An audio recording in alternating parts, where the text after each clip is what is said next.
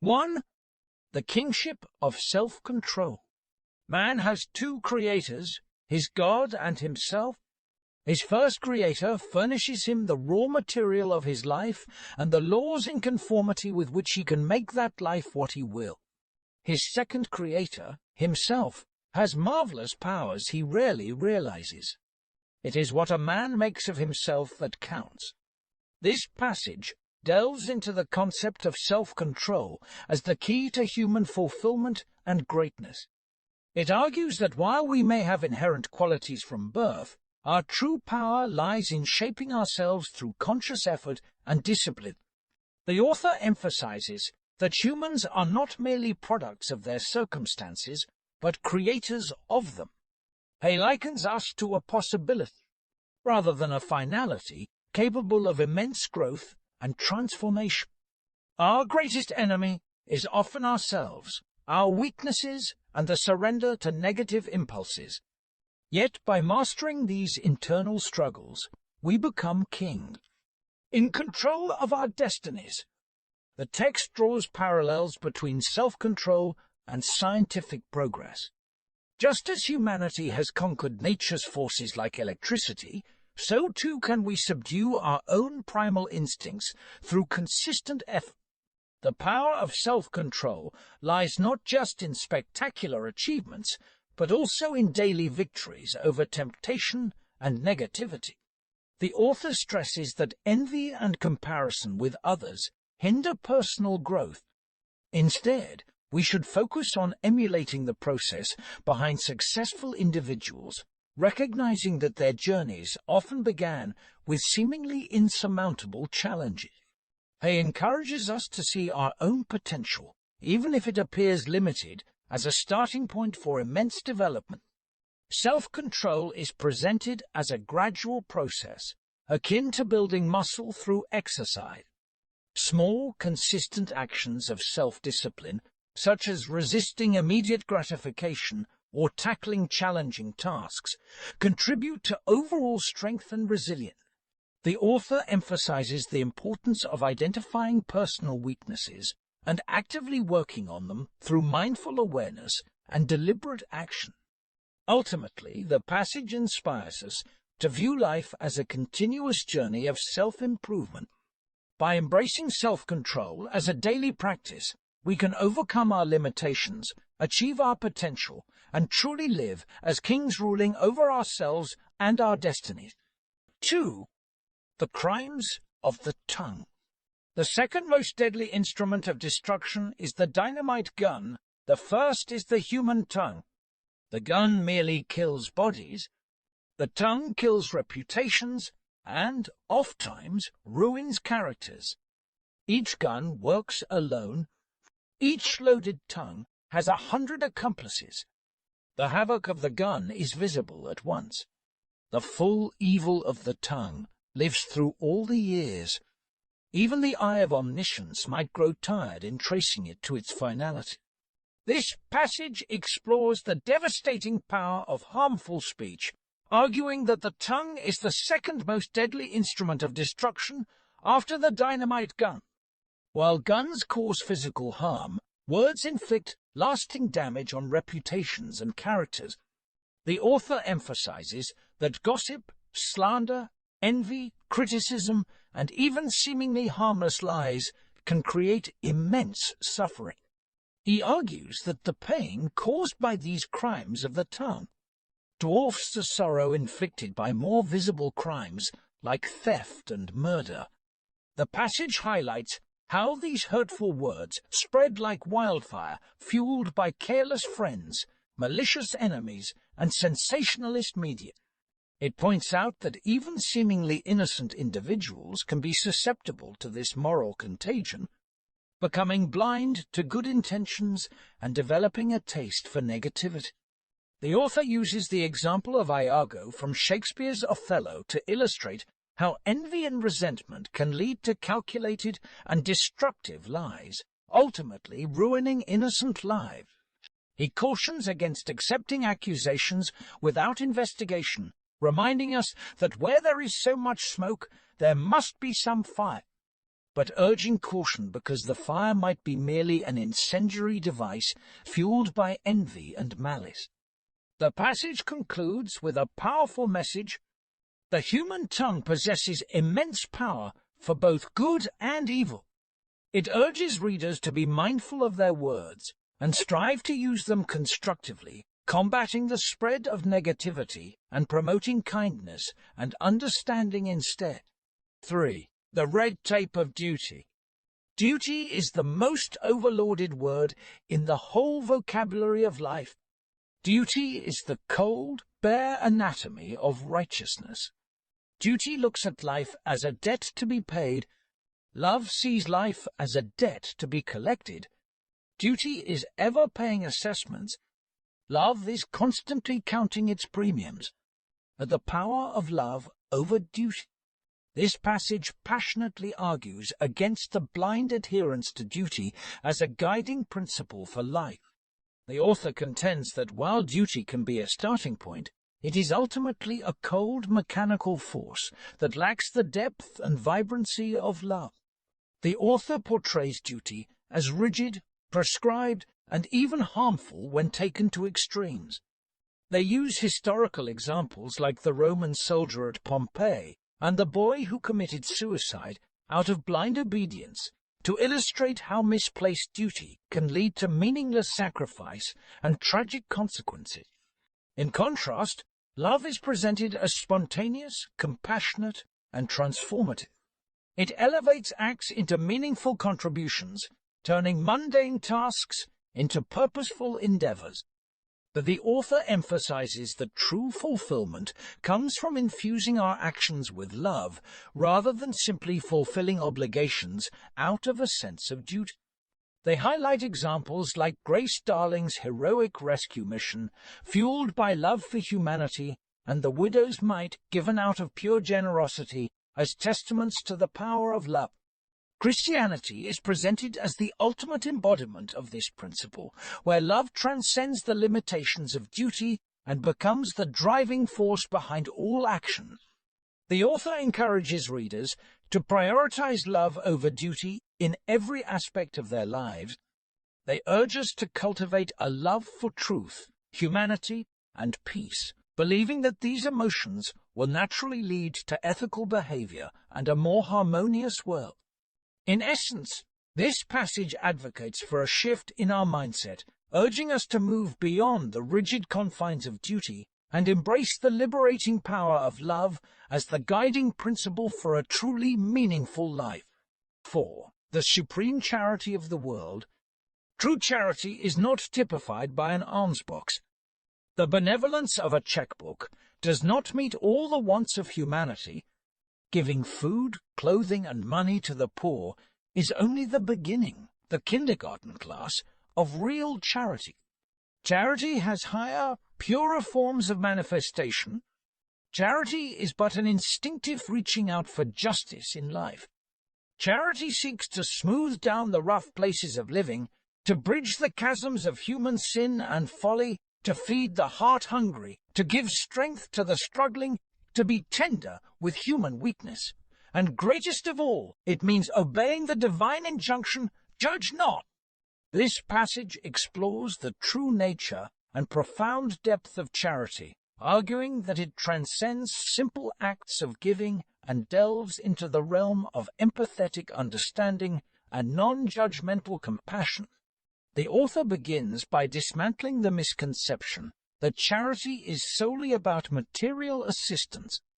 While providing for basic needs is important, true charity goes deeper, aiming to smooth societal rough edges, address human suffering, and foster a more just world.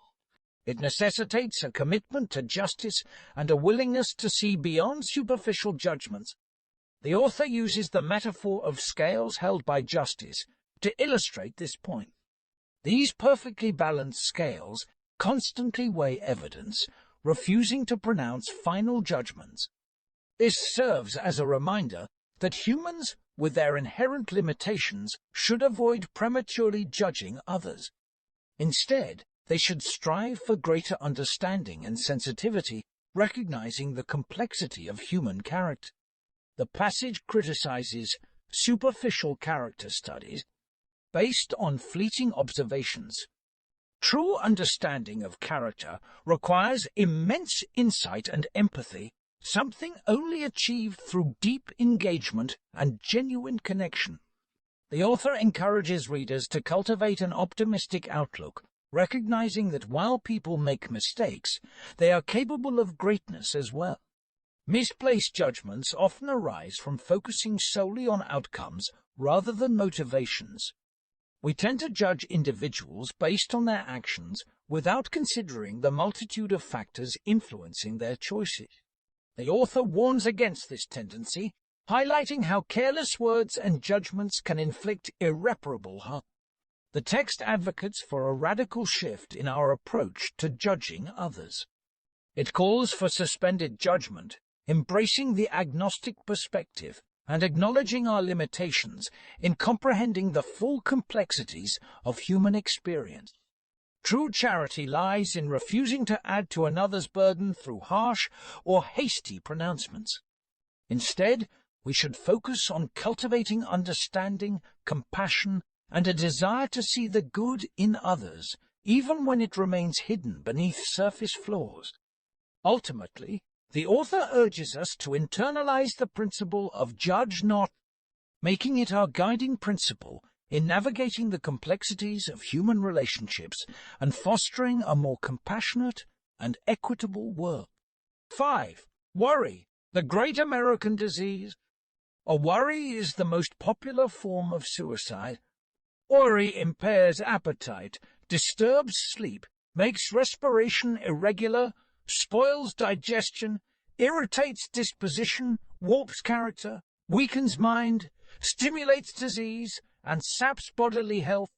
It is the real cause of death in thousands of instances where some other disease is named in the death certificate. Oh, worry is mental poison. Work is mental food. This passage, Worry, the Great American Disease, argues that worry is a destructive force that poisons the mind and body, leading to countless unnecessary deaths and undermining individual well-being. The author presents worry as a pervasive problem, highlighting its symptoms in children, sleep disturbances, constant mental calculations, and adults, nighttime rumination, inability to focus. He compares worry to a mental poison, contrasted with the mental food. Work. He emphasizes that worry is often a symptom of overwork, claiming that dreams should be about past experiences or non-existent. The author meticulously dissects the nature of worry, differentiating it from anxiety. While anxiety faces challenges head-on and seeks solutions, worry dwells on vague fears and petty anxieties, constantly draining mental energy. He uses the analogy of an individual adding numbers. Worry won't change the sum, only changing the figures will. He stresses that worry is ultimately useless because we cannot control future events nor prevent them through anxiety. The worry either paralyzes us in the face of unavoidable hardship or distracts us from actively solving problems. He encourages readers to recognize worry's futility and instead focus on doing their best with the knowledge they possess. The author uses the metaphor of a wondrous stimulus to highlight how past sorrows can contribute to future happiness and success, implying that adversity is a necessary part of growth and resilience. He concludes by urging readers to cure themselves of worry through clear thinking and practical application, emphasizing their responsibility to themselves, family, society, and the world.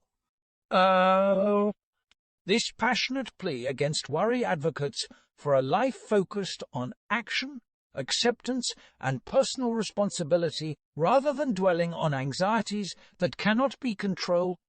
6. The greatness of simplicity. Simplicity is the elimination of the non-essential in all things. It reduces life to its minimum of real needs, raises it to its maximum of powers. Simplicity means the survival, not of the fittest, but of the best. In morals, it kills the weeds of vice and weakness, so that the flowers of virtue and strength may have room to grow. Simplicity cuts off waste and intensifies concentration. It converts flickering torches into searchlights. This passage champions simplicity as the ultimate virtue, arguing that it leads to a more fulfilling and meaningful life. The author defines simplicity as the elimination of the non-essential, allowing us to focus on what truly matters: our core values, genuine relationships, and essential needs. Simplicity, he asserts, is not about deprivation, but rather about intensification. By cutting away distractions, we can concentrate our energy and achieve greater heights in all areas of life. The author uses several examples to illustrate his point. He argues that true Christianity is a simple faith lived out in everyday actions, not a complex system of doctrine. A powerful sermon, he claims, should be grounded in truth and applicable to daily life, not just eloquent rhetoric. He further contrasts the simplicity of great individuals, like leaders, scientists, and even writers, with those who seek external validation through pretense and complexity. He argues that true simplicity stems from internal strength and integrity, allowing us to live authentically and resist societal pressures. The author emphasizes the importance of living in accordance with our own conscience rather than conforming to public opinion. This personal alignment with our values cultivates a sense of peace and contentment, free from the anxieties of pleasing others. He also connects simplicity with health and well-being. A life guided by simple principles, nutritious food, regular exercise, and a rejection of excess leads to greater physical and mental resilience. Finally, the author encourages readers to cultivate simplicity in all aspects of their lives, thoughts, actions, relationships, and even their desires. He concludes that embracing simplicity is the key to unlocking our true potential and living a life of purpose and fulfillment. This passage effectively uses various rhetorical devices, like contrasting examples, analogies, and personal anecdotes, to make its point about the importance of simplicity. It ultimately presents simplicity not as a mere lifestyle choice, but as a fundamental virtue that leads to a richer and more meaningful existence. 7. Living life over again.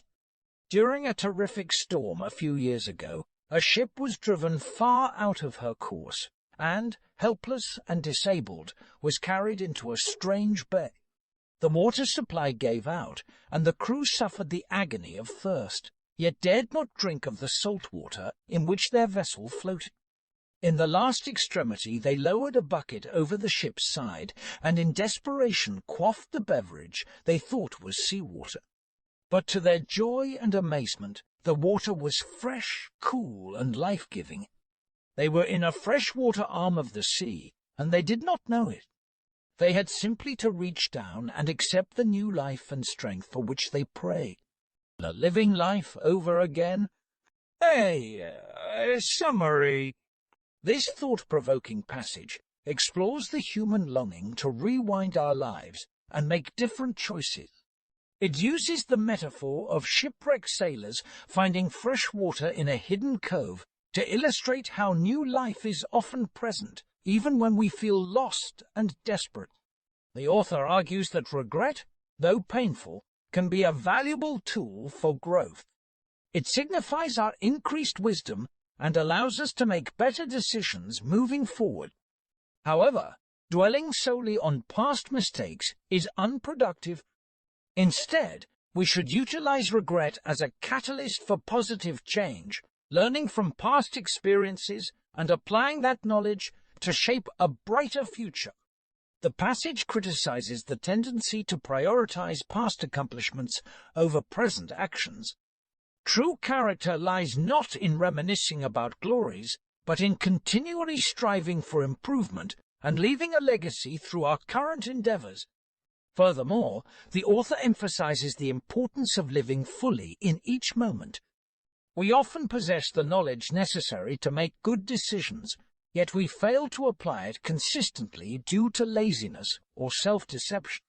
He urges us to take responsibility for our lives, acknowledging that true success stems from actively implementing our understanding and making conscious choices aligned with our values.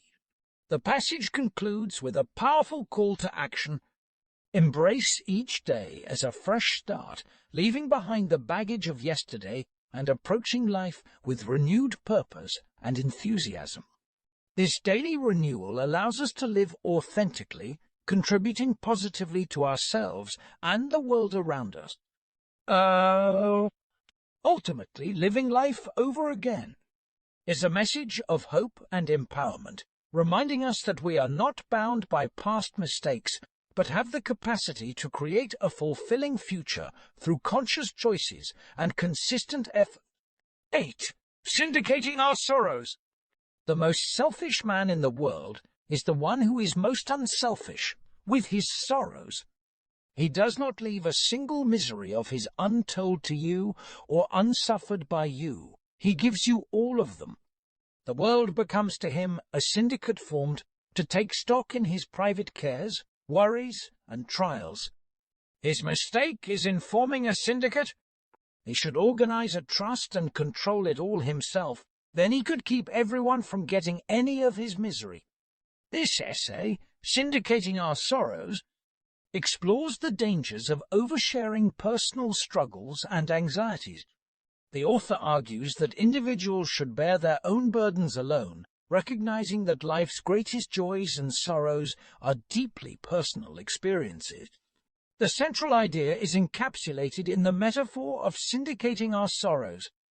This means broadcasting our negativity and misery to others, burdening them with our emotional baggage instead of confronting challenges independent. The author critiques those who constantly lament their misfortunes, turning personal struggles into public spectacles. He warns against individuals who make autobiographical tales the centerpiece of conversations, oversharing intimate details and seeking validation through pity. The essay condemns this behavior as cowardly and detrimental to both the individual sharing and those listening. It advocates for resilience, self-reliance, and the cultivation of inner strength. We should face our problems head-on, learn from our failures, and focus on the positive aspects of life. Furthermore, the author emphasizes that we have a responsibility to avoid infecting others with our negativity. He encourages readers to maintain emotional composure, especially during times of grief or hardship. Sharing personal struggles excessively can create a ripple effect of despair, diminishing the joy and optimism of those around us. Instead, we should strive to uplift others through empathy, support, and a positive outlook. The essay concludes by urging readers to cultivate personal growth and seek meaning beyond external validation. It reminds us that while suffering is an inevitable part of life, we can choose how we respond to it. By mastering our emotions, confronting challenges head-on, and focusing on the positive, we can emerge from adversity stronger and more resilient. 9. The revelations of reserve power. Every individual is a marvel of unknown and unrealized possibilities. 9/10 of an iceberg is always below water. 9/10 of the possibilities of good and evil of the individual is ever hidden from his sight. This passage delves into the profound concept of reserve power, a hidden wellspring of potential within every individual, mirroring nature's own wise strategy for survival and adaptation. The author argues that human potential is vastly underestimated, often obscured by our limited self-awareness. Unlike a clock with a predetermined set of functions, humans are more akin to a harp capable of producing an infinite range of music if awakened.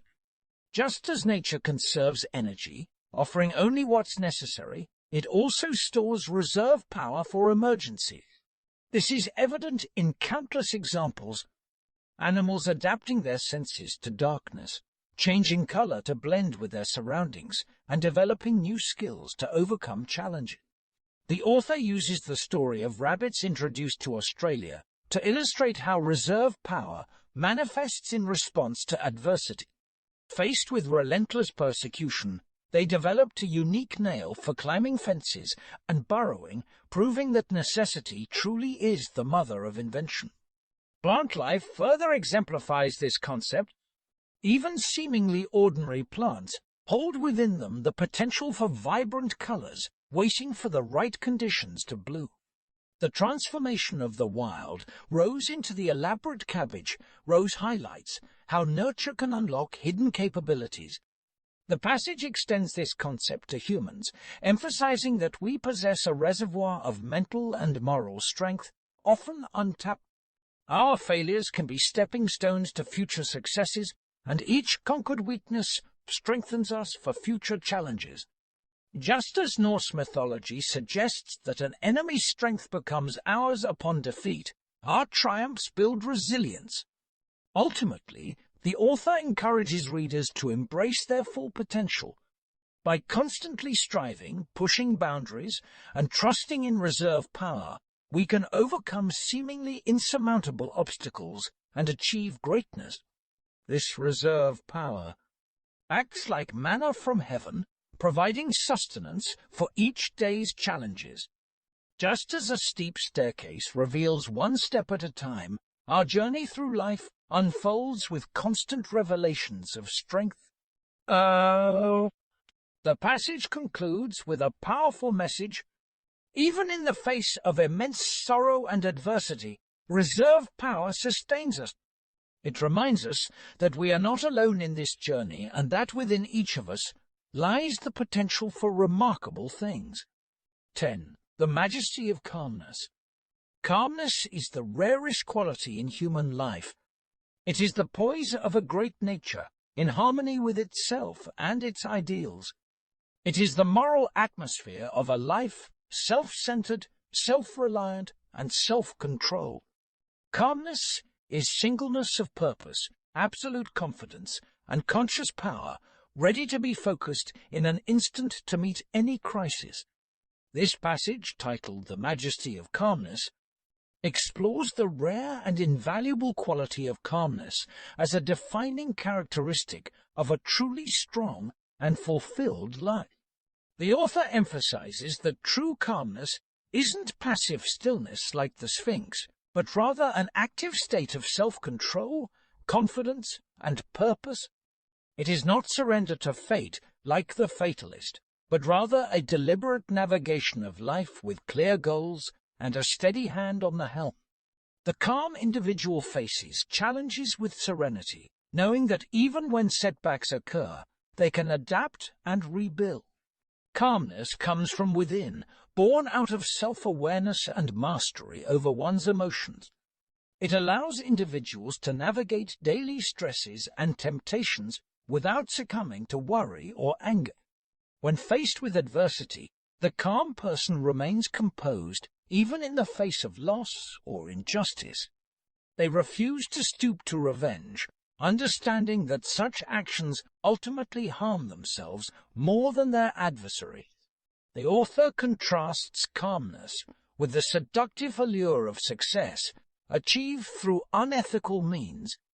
He argues that true calmness allows individuals to remain detached from the world's superficial temptations and focus on living a life of integrity. This inward strength enables them to be both self-sufficient and engaged with humanity, radiating a sense of peace that benefits those around them. Ultimately, the Majesty of Calmness celebrates the culmination of virtues leading to an inner sanctuary of serenity. It portrays calmness not as isolation, but as a source of strength for living a meaningful and impactful life in service to oneself and others. 11. Hurry! The Scourge of America. The first sermon in the world was preached at the creation. It was a divine protest against hurry. It was a divine object lesson of perfect law, perfect plan, perfect order, perfect method. 6 days of work, carefully planned, scheduled and completed, were followed by rest. Whether we accept the story as literal or as figurative, as the account of successive days or of ages comprising millions of years, matters little if we but learn the lesson. This sermon, titled Hurry, the Scourge of America, delivers a scathing critique of the frantic pace of American life. The author argues that hurry is not simply a matter of being busy, but a deeply destructive force that undermines our values and well-being. The text draws parallels between nature's deliberate rhythms and human behavior, emphasizing how nature's calmness and order contrast sharply with the frenetic energy of hurry. The Tower of Babel serves as a cautionary tale, illustrating how ambition without planning leads to failure. The author distinguishes hurry from haste, arguing that haste possesses direction and purpose, while hurry is characterized by confusion and lack of focus. It's a frantic attempt to achieve goals without proper planning, ultimately leading to subpar results. The sermon then paints a bleak picture of how hurry permeates American society, corrupting our relationships, ethics, and even our education system. The text criticizes the pursuit of wealth at the expense of personal values, highlighting how men often sacrifice family time and happiness for work, becoming distant figures in their own homes. It also lambasts the modern educational system, which prioritizes quantity over quality, churning out students overloaded with information but lacking critical thinking skills and genuine understanding. Hurry! The author contends damages our physical and mental health, leading to indigestion, nervous exhaustion, and a general sense of unease. He argues that true greatness requires patience and slow, steady growth, comparing it to the oak tree versus the mushroom. The sermon concludes with a call for personal transformation, urging readers to reject hurry in their lives and embrace calmness, poise, and deliberate action. This is a powerful critique of American culture, highlighting the negative consequences of a fast-paced, achievement-driven society. It offers a compelling argument for slowing down, prioritizing values over speed, and striving for a more balanced and fulfilling life. 12. The power of personal influence. The only responsibility that a man cannot evade in this life is the one he thinks of least, his personal influence. Man's conscious influence, when he is on dress parade, when he is posing to impress those around him, is woefully small. But his unconscious influence, the silent, subtle radiation of his personality, the effect of his words and acts, the trifles he never considers, is tremendous. Every moment of life he is changing to a degree the life of the whole world. Every man has an atmosphere which is affecting every other. So silent and unconsciously is this influence working, that man may forget that it exists. This passage, titled The Power of Personal Influence, argues that every individual possesses a profound and often unnoticed power to shape the world through their actions and character. The author emphasizes that while conscious efforts to impress can have limited impact, our unconscious influence, the subtle radiation of our personality, words, and deeds, is immensely powerful. Just as unseen forces like gravity and electricity govern our universe, so too does our unseen influence affect those around us, shaping their moods, beliefs, and actions. To illustrate this point, the author draws parallels between human influence and natural phenomena. The sun, while providing vital energy, the sun alone doesn't sustain life. We also rely on invisible stars millions of miles away. Similarly, individual lives are interconnected, drawing strength and inspiration from unseen sources. Icebergs V's. Gulf Stream. Some individuals radiate coldness and detachment, while others emanate warmth and positivity, like the Gulf Stream, enriching the lives they touch. The author explores various types of influence: positive, inspiring hope, optimism, and trust, leaving a trail of sunshine in their wake. Negative, depressing, cynical, or even poisonous, hindering growth and joy. Insincere, masking true intentions with feigned cordiality, ultimately failing to deceive those who can perceive the lack of authenticity. Ultimately, the passage emphasizes that we cannot escape this constant influence and should strive to cultivate positive qualities within ourselves. The author encourages us to remember that even seemingly insignificant acts can ripple outward, creating lasting impacts. He cites William Godwin's writings as a starting point for a chain of influence spanning generations, ultimately leading to Charles Darwin's groundbreaking work on evolution. This example highlights the interconnectedness of human lives and the enduring power of individual actions. The author concludes by urging us to become inspirations rather than just influences. By living authentically and embodying our values, we can create a positive ripple effect that enriches the world around us. Just as we tend to our houseplants, ensuring they receive proper care and attention, we should prioritize nurturing our own emotional well-being and strive to be sources of strength and support for others. 13. The dignity of self-reliance. Self-confidence without self-reliance is as useless as a cooking recipe without food. Self-confidence sees the possibilities of the individual. Self-reliance realizes them. Self-confidence sees the angel in the unhewn block of marble. Self-reliance carves it out for himself. This powerful essay, The Dignity of Self-Reliance, by Ralph Waldo Emerson, champions individual empowerment and responsibility.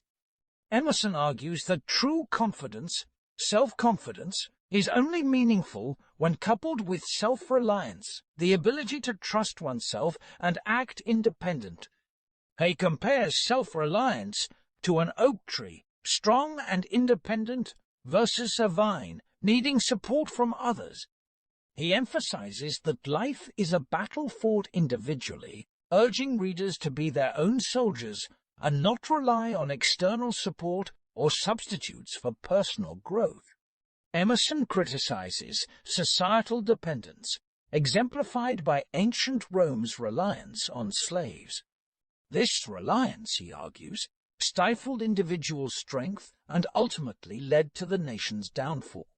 He advocates for constant self-improvement, surpassing oneself rather than others, as the true path to progress and fulfillment. He encourages readers to face challenges head-on, trusting their own judgment and abilities. While acknowledging the value of friendship, he stresses that in times of adversity, true strength comes from within. The essay concludes by emphasizing the inherent dignity of self-reliance. By developing this quality, individuals not only empower themselves, but also become sources of inspiration and strength for others, embodying a life lived with purpose and authenticity. Key takeaways: self-reliance is essential for true confidence. Life is a personal battle fought individually. Constant self-improvement leads to genuine growth. Relying on others weakens individual strength. True strength comes from within.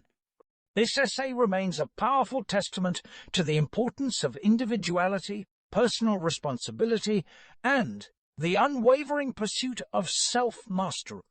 14. Failure as a success.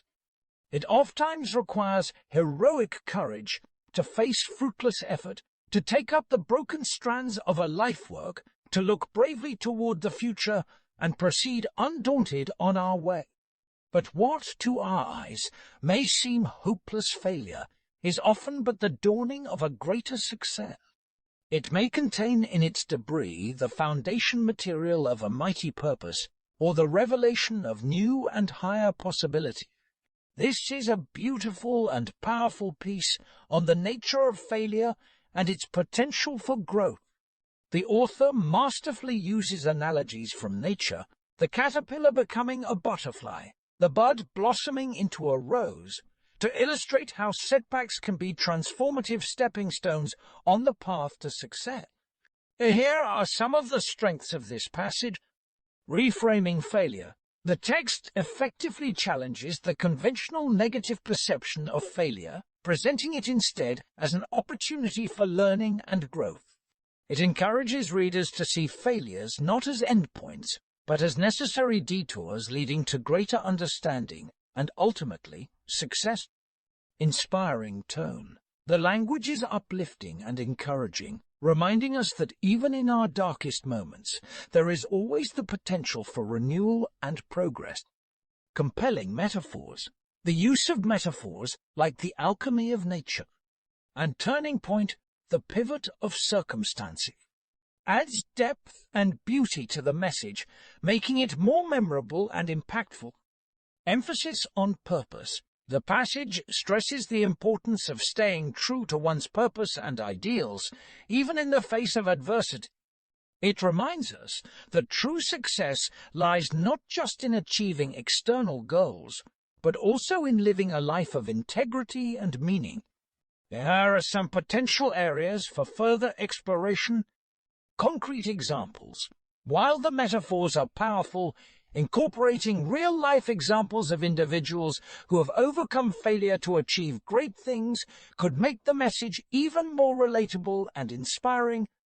Dealing with setbacks. The passage focuses primarily on the positive aspects of failure, but it could also offer practical advice on how to cope with the emotional challenges that often accompany setbacks. Overall, this is a thought-provoking and inspiring piece that offers valuable insights into the nature of success and failure. Its message of hope and resilience is sure to resonate with readers facing their own challenges. 15. Doing our best at all times. Life is a wondrously complex problem for the individual until, someday, in a moment of illumination, he awakens to the great realization that he can make it simple, never quite simple, but always simpler. There are 1,000 mysteries of right and wrong that have baffled the wise men of the ages. There are depths in the great fundamental question of the human race that no plummet of philosophy has ever sounded. There are wild cries of honest hunger for truth that seek to pierce the silence beyond the grave, but to them ever echo back only a repetition of their unanswered cries. This passage delivers a powerful message about self-belief, perseverance, and living life to the fullest.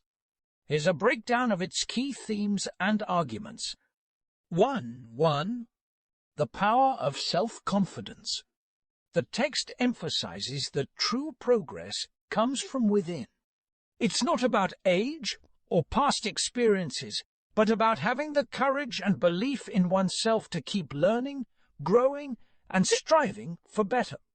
Examples like Socrates learning music at an advanced age and Chaucer writing his masterpiece late in life are used to demonstrate that it's never too late to pursue new endeavors. 2. Embracing the present. The passage stresses the importance of focusing on the present moment. Dwelling on past mistakes or worrying about future uncertainties hinders progress. It encourages individuals to approach each task with their best effort, viewing even small actions as stepping stones towards a better future. 3. Continuous growth and development. Life is a journey of constant learning and improvement. The author advocates for actively seeking knowledge, embracing new ideas, and challenging oneself to grow in all aspects of life. The text rejects the idea of complacency and urges individuals to remain open to possibilities even as they age. 4. Overcoming Limitations. The passage directly addresses common excuses people make for not pursuing their goals: age, past failures, fear of judgment. It challenges these limitations by highlighting examples of individuals who achieved great things despite adversity and societal expectations. 5. Finding Meaning and Purpose. While the text doesn't explicitly discuss spirituality or religion, it implies a sense of purpose in striving for personal growth and contributing to something larger than oneself. By living their best lives, individuals can find meaning and fulfillment in their journey. Overall message. The passage is an inspiring call to action, encouraging readers to embrace self-belief, focus on the present, and continuously strive for improvement. It reminds us that age is no barrier to growth, and that true success comes from living a life of purpose and intention. 16. The Royal Road to Happiness. During my whole life, I have not had 24 hours of happiness. So said Prince Bismarck, one of the greatest statesmen of the 19th century. 83 years of wealth, fame, honors, power, influence, prosperity, and triumph, years when he held an empire in his fingers, but not one day of happiness. This is a beautiful and inspiring piece about happiness. You've captured the essence of true happiness, not as a fleeting emotion, but as a state of being achieved through selfless acts and living a meaningful life. Here are some things I particularly admire. Emphasis on giving over getting. You clearly articulate that true happiness comes from focusing on the well-being of others rather than oneself. This is a powerful message in a world often obsessed with material possessions and individual gain. The 4 pillars of happiness: consecration, concentration, conquest, conscience. These are not just words, but actionable steps towards living a fulfilling life. Each pillar offers valuable guidance on how to navigate challenges, cultivate inner strength, and align oneself with a higher purpose. Realistic view of happiness. You acknowledge that true happiness often involves experiencing sorrow and loss, but emphasize how these experiences can ultimately lead to empathy and growth. This honest perspective makes the pursuit of happiness more attainable and less about chasing an idealized state. This piece would be powerful in many contexts. Self-help book. It could be a chapter on finding true meaning and purpose. Inspirational speech. The message resonates deeply and offers hope for a better world. Personal reflection. It prompts readers to examine their own values and consider how they can live more fulfilling lives. Overall, this is a truly inspiring and thought-provoking piece that deserves to be shared with others seeking guidance on the path to happiness.